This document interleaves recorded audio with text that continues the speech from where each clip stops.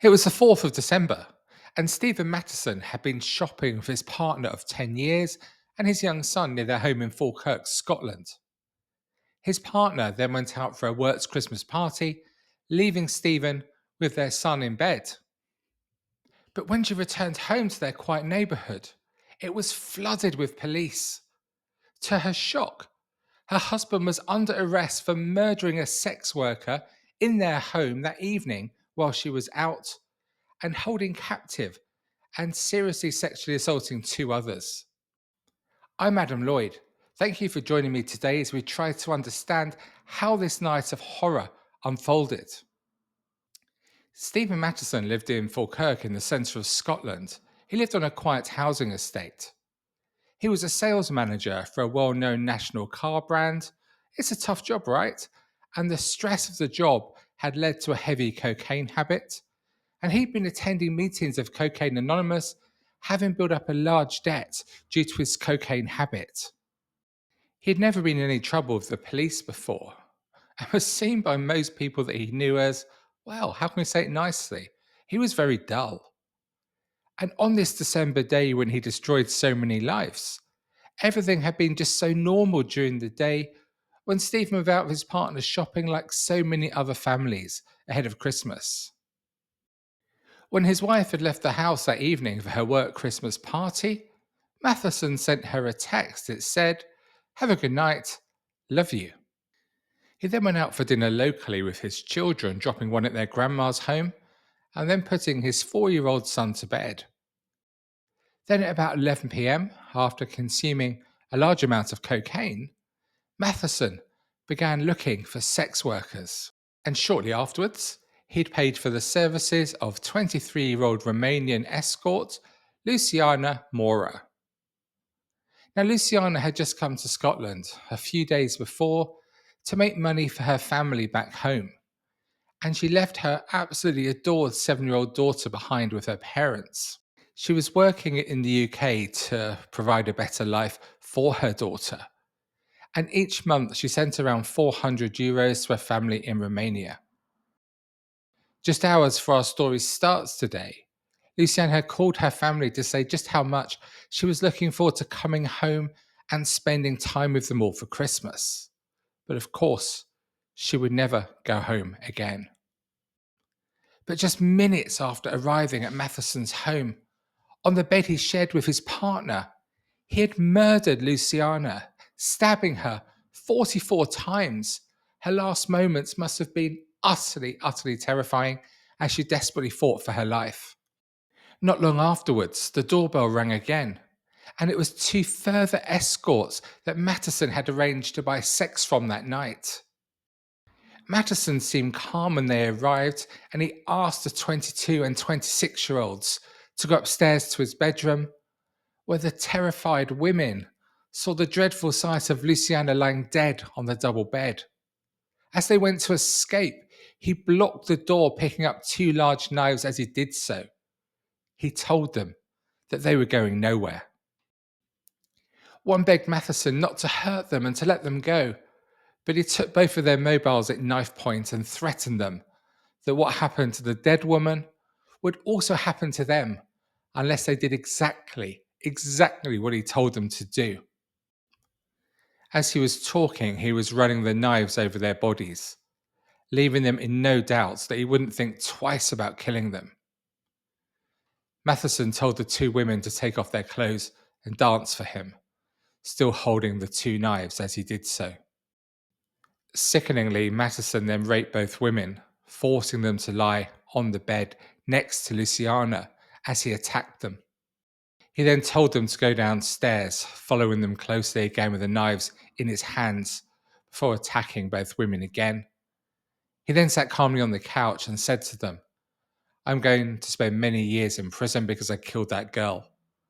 I've done this to show my wife something." As the two women sat on the sofa in a state of shock, fearing for their lives, Mathieson heard something outside, and so he walked to the window to see if it was his partner who'd arrived home. It wasn't her, but quite what he would have told her if it had been is hard to understand, right? Seeing the opportunity as he was momentarily distracted, the two women, both still naked, raced for the door and fortunately managed to escape. But Mathieson, he wasn't having any of this, and he too ran into the street giving chase, still holding the knife, and he slashed one on the leg. But they managed to make it to the safety of a neighbour's house where they called the police. And Mathieson returned to his home and texted his partner. He simply said, "Sorry, XX." He then called 999 and said, "I've been high on drugs and I've killed a prostitute. Tell the officers I'm not aggressive. I'm sitting on the couch. I had two other girls, but I've let them go."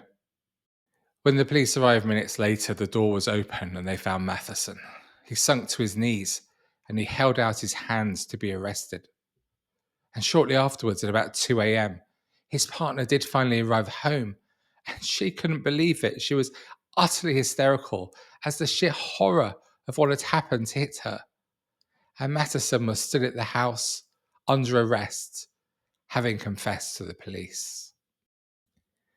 Luciana's family told her they thought that Luciana was working as a waitress in the Netherlands, and they were unaware she had turned to sex work to make a living at this time. Her sister said her family would never forgive their sister's killer, adding, "We are full of pain for what has happened. We expect justice to be done, and I want Luciana's killer to pay." Luciana's family were told they would have to raise £7,300 to return Luciana's body home to Romania, a typically shocking decision from the local authorities. The feeling locally about this ran very, very strong, and this money was eventually paid by the Scottish authorities after locals in Falkirk launched a petition. And locals were frankly stunned by the news of what had happened, with one saying, and this was typical, "Everyone is stunned at this because Matthew was a total Mr. Ordinary. A fat guy nobody would look twice at. Springfield Drive, where he lived, is one of the quietest streets in Falkirk, and just the last place you'd expect this to happen." At his trial for murder, Matthew admitted rape and murder, sparing the family and friends of those affected. Having to go through all the events of the evening of the 4th of December again, that was something. When he was in the dock, he acted very strangely. He began crying loudly and retching, full on retching, as if he was going to be sick. His barrister had to sit with him for a few minutes before the case was able to continue. His defence solicitor told the jury that Mathieson was, in fact, a slightly boring man with a slightly boring life, who only acted as he had done due to his use of cocaine. He said, "Sending for 3 sex workers to come to his home whilst his young son is asleep in a bedroom and his wife could come home at any time is an insane thing to do." He booked one, and then for good measure he booked 2 more, and that, in my submission, reinforces the whole madness of this episode. For his crimes, Stephen Mathieson was sent to prison for 22 years as a minimum. And the judge just wasn't having the defence that this crime was purely down to cocaine. He said, "This was a conscious and deliberate act by you. You, it appears from all the reports that I've seen, you'd taken cocaine on many occasions before. That you were under the influence of cocaine on this occasion is not mitigation." Matthew's barrister had said, "I think it's fair to say that on any view, this is one of the most extraordinary cases I've ever encountered. And I think you'd agree that it's hard not to agree with these words. But we must think of those who are left to live the rest of their lives different due to his actions for the rest of their lives. You think of his partner, his family, and his children. The 2 women who escaped with their lives that night, the impact of which they will never forget. And of course, most of all, the family, and especially the young daughter of Luciana Maurer. Let's be absolutely clear, Luciana, she was a young mum with a whole life to look forward to, trying to do the best for her family. And why was she murdered? Just for doing her job. It's just not right, is it? I hope you found this story interesting. And if so, why don't you watch another of my videos, all of which only focus on UK true crime. Until next time.